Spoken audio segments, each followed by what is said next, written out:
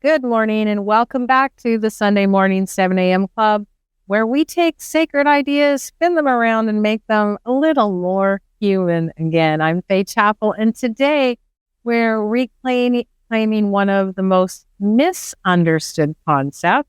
It is one of the ones that we always hear about in self-development world. It is gratitude, because somewhere along the way, gratitude got watered down, became soft, right?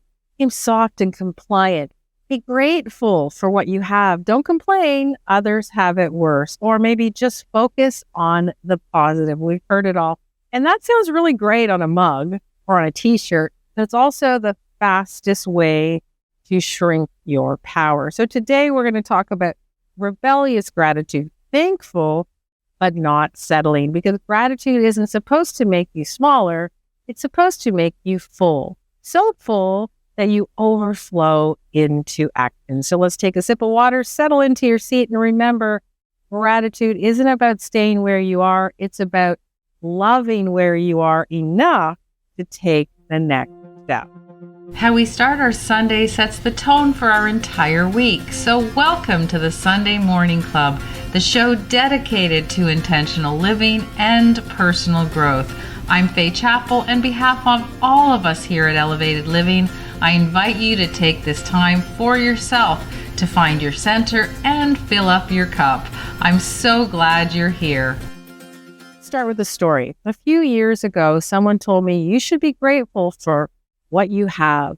And I was pushing for a change, right? I wanted to leave a job that kind of drained me. I wanted to step into something bigger. And their tone wasn't kind. It was corrective, right? You already have so much.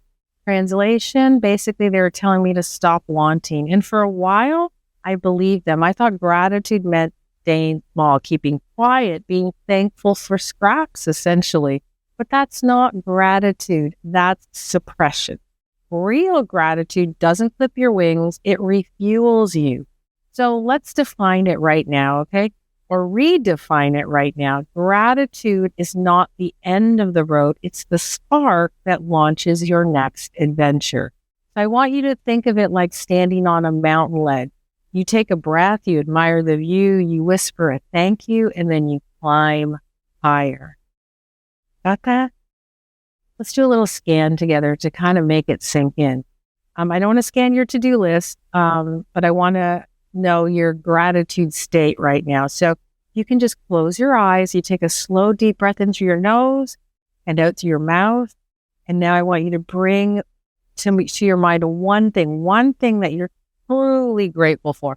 Not something you should be grateful for, but something that genuinely really warms you from the inside out, right?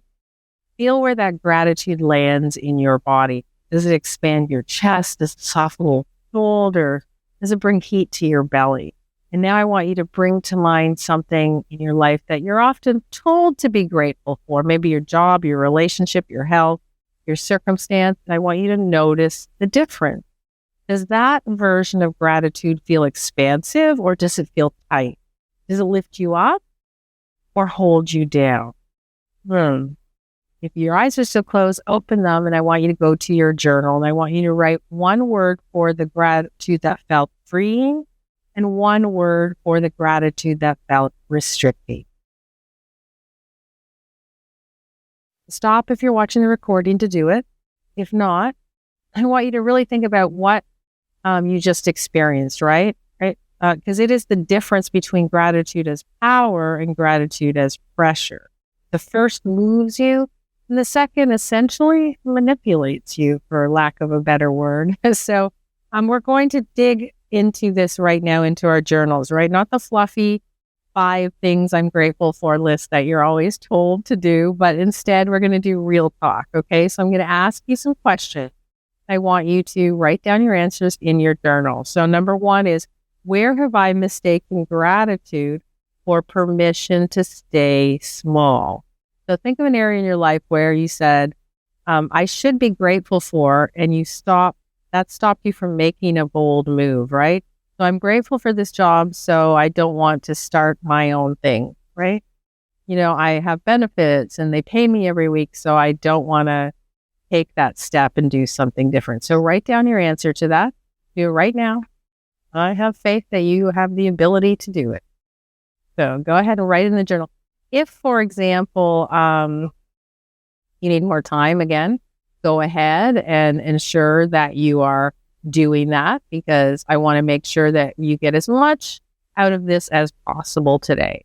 And when you're finished that, we go to our next question, which is, what am I both grateful for and ready to outgrow? So you might be grateful for what this chapter taught me, whatever you're doing, but it's time for a new one, right? So maybe, I'm grateful for the job. However, my skills, I've outgrown it and I'm ready to move on.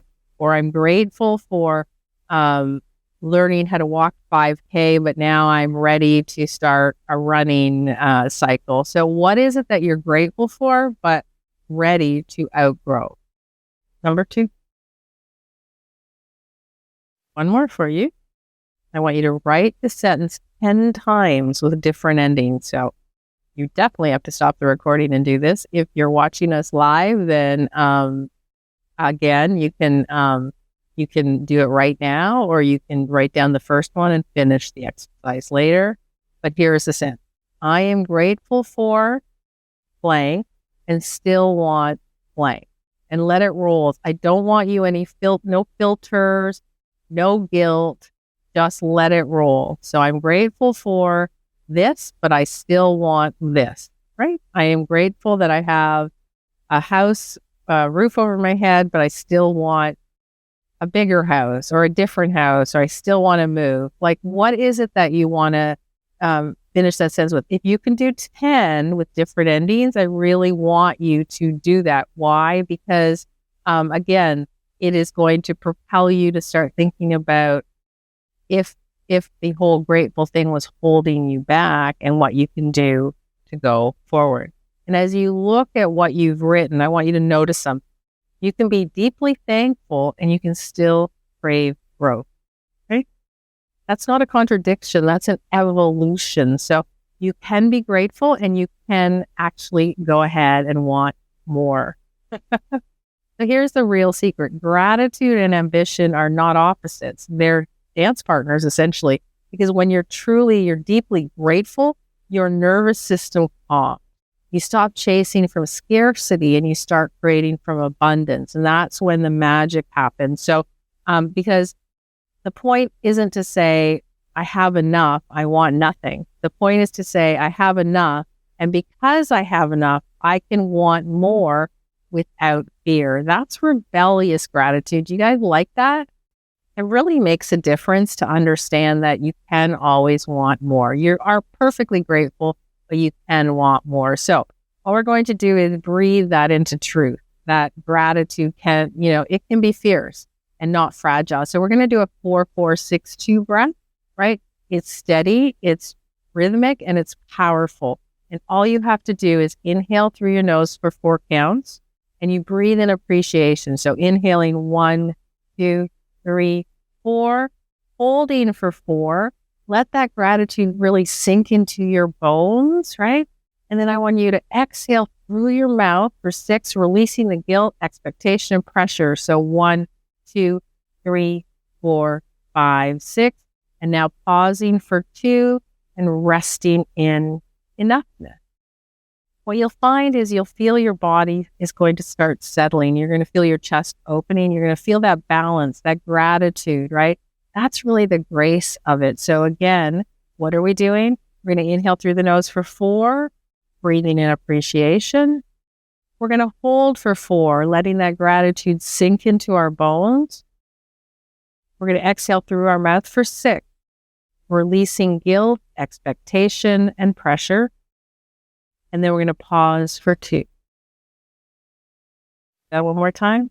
Inhaling through the nose for 4. 1, 2, 3, 4. Holding for 4. 1, 2, 3, 4. Exhaling for 6. 1, 2, 3, 4, 5, 6.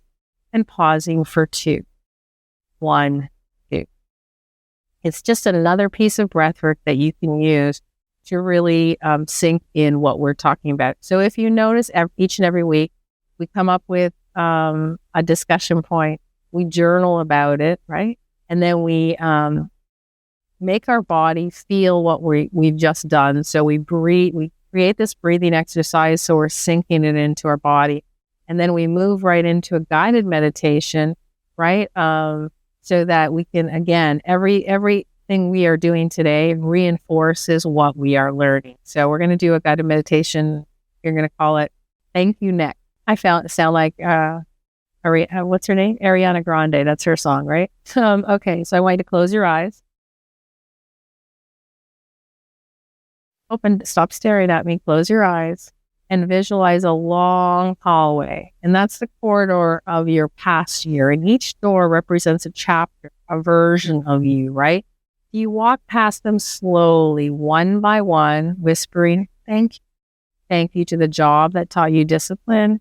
Thank you to the heartbreak that taught you boundaries. Maybe thanking you for this season that made you strong. Walk down that hallway. And as you reach the door at the end of the hallway, kind of glows softly. This is your next chapter, the one that begins with gratitude, not with guilt, right? So take a deep breath and whisper, I am ready. And as you step through the door, you feel a surge of lightness as if gratitude cleared your path instead of chaining you to the path. Now you rest in that feeling of release and of readiness. Pause. Enjoy the feeling. Because gratitude isn't about staying behind the door. It's what gives you permission to walk through. Let that sink in. Slowly opening our eyes. We're going to move into gratitude from mind into your body, because embodiment is how gratitude becomes momentum. Remember, not motivation, we want momentum. So very simple seated or standing pose, your grounded mountain pose, either standing tall with your feet rooted or feeling tall sitting, strength of the earth beneath you, gratitude for the support of the earth. You can sit or stand 2-3 minutes, feeling grounded, feeling really expansive, and understanding that you are ready to go. Gratitude for that support. I want you to do that for 2 minutes. And then next, I want to move into heart expansion. So as you inhale, you're going to open your arms wide and you're going to lift your chest, your palms up, and you're receiving abundance.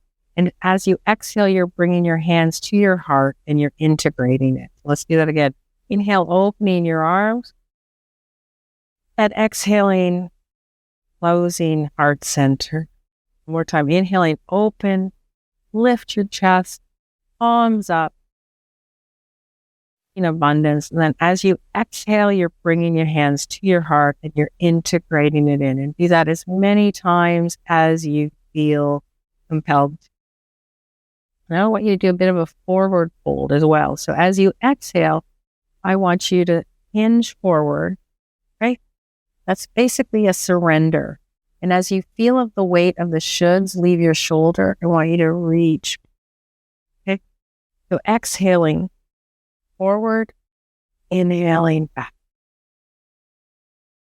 Forward and back. How does that feel? Yeah.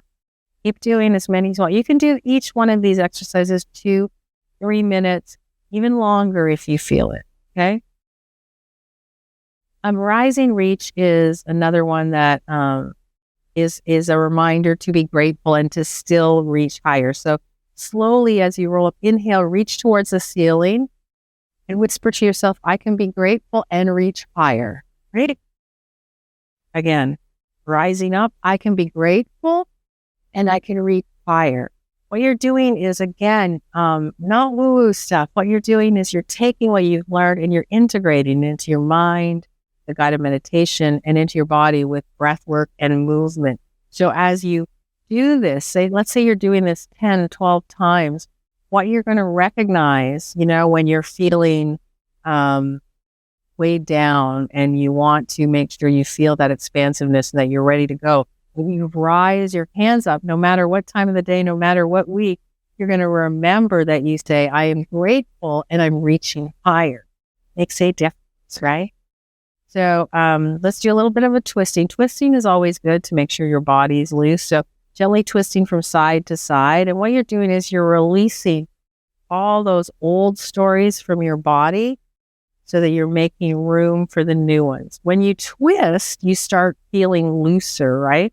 You start feeling like you have the ability to add newness to your world. So again, it's one of those things that is helping you to really root in everything you've learned.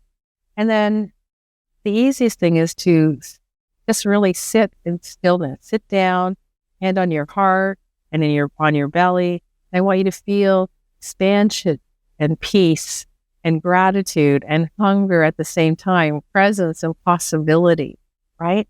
So just sit with it 5-10 minutes on your own time. You don't have to go back, do the same exact exercises. Make sure you feel the movement you are doing sits well with what you've learned.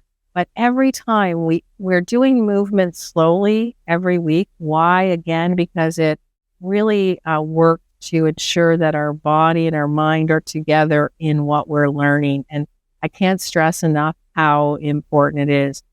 Gratitude for your body isn't an abstract either, right? It's practical, right? It's the choices that you make to honor your energy. So movement, breath work, and then of course, nutrition and nourishment is the same. It helps, right? Eating as appreciation is really important. So maybe this week, make one meal a thank you ritual, right?